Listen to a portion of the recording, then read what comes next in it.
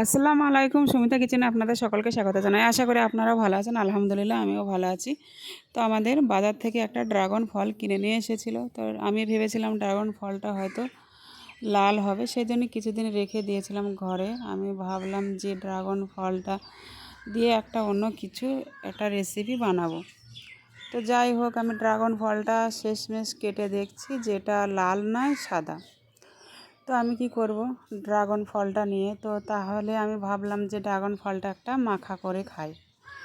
তো আমি বলছি তাহলে ড্রাগন ফলটা মাখা তাহলে আপনাদের সাথে একটু শেয়ার করি। তো আমি ড্রাগন ফল এক পিস তো কেটে নিয়েছি, আর এক পিসও কেটে নেব দুরকমভাবে।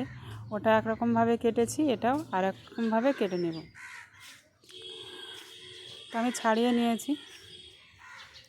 ড্রাগন ফলের কিন্তু দেখতেও খুব সুন্দর লাগে, খেতেও কিন্তু খুব সুন্দর লাগে। সবারই পছন্দের একটা ফল ড্রাগন ফল, নামে পছন্দ, খেতে কিন্তু সবাই পছন্দ করেন না। তো আমি এটা পাতলা পাতলা করে কেটে নিয়েছি। ড্রাগন ফলের কথা শুনলে সবাই অবাক হয়ে যায়। তো দেখুন, আমি এভাবে পাতলা পাতলা করে ড্রাগন ফলটা কেটে নিয়েছি, আর এটা ছোট ছোট করে কেটে নিয়েছি। তো আমি ড্রাগন ফলটা মাখা বানাবো, কিন্তু এই মাখাটা খেতে কিন্তু খুবই ভালো লাগে। এর আগেও আমি একবার ড্রাগন ফল মাখিয়ে খেয়েছিলাম, কিন্তু সেটা লাল, সাদা না। তো এই লাল খেয়েছিলাম, সেটাও খুব ভালো লেগেছিলো। তো সাদা ড্রাগন ফলটাও আমি খাবো, তো ওই জন্য আমি একটা বাটিতে তুলে নিচ্ছি। তো আমার তুলে নেওয়া হয়ে গেছে। এবার একটা ধনেপাতা কুচি কুচি করে আমি ড্রাগন ফলে দিয়ে দেব। ধনেপাতা তো অনেকের পছন্দ, আবার অনেকেরই পছন্দ নয়। তো যারা খেতে পছন্দ করেন না তারা দেবে না। এখানে আমি বিট লবণ দিয়েছি,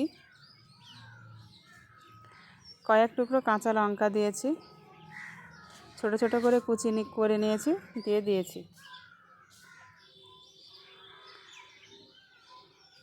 এখানে একটু আমি কাসুন্দি দিয়েছি অল্প, আর এখানে অল্প টমেটো সস দিয়ে দেব।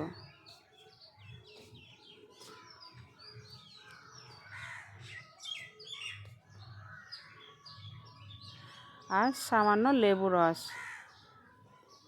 এতে করে কিন্তু ড্রাগন ফল খেতে টেস্টটা খুব ভালো হবে, বা একটু অন্যরকম লাগবে। তো আমি এভাবে ভালো করে মাখিয়ে নেব।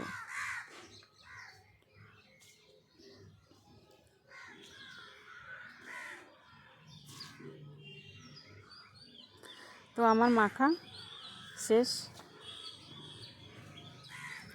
তো আমি এক পিস খেয়ে দেখব কেমন হয়েছে। তো আমি এক পিস খেয়ে দেখলাম, খেতে খুবই ভালো লাগছে, খেতে খুবই সুন্দর লাগছে খেতে। তো আমার এই ড্রাগন ফল মাখার ভিডিওটা যদি আপনাদের ভালো লেগে থাকে, অবশ্যই লাইক, কমেন্ট, শেয়ার, সাবস্ক্রাইব করবেন আর সাপোর্ট করবেন। আপনারা যদি না থাকেন তো এত দূর এগোতে পারতাম না, অনেক দূরে এগিয়ে চলেছি।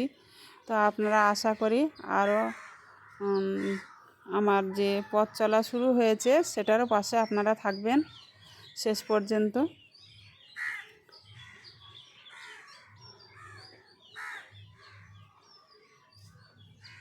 তো কালকে দেখা হবে আবারও কোনো নতুন ভিডিওর সঙ্গে। ততক্ষণ সুস্থ থাকুন, ভালো থাকুন। খোদা হাফেজ।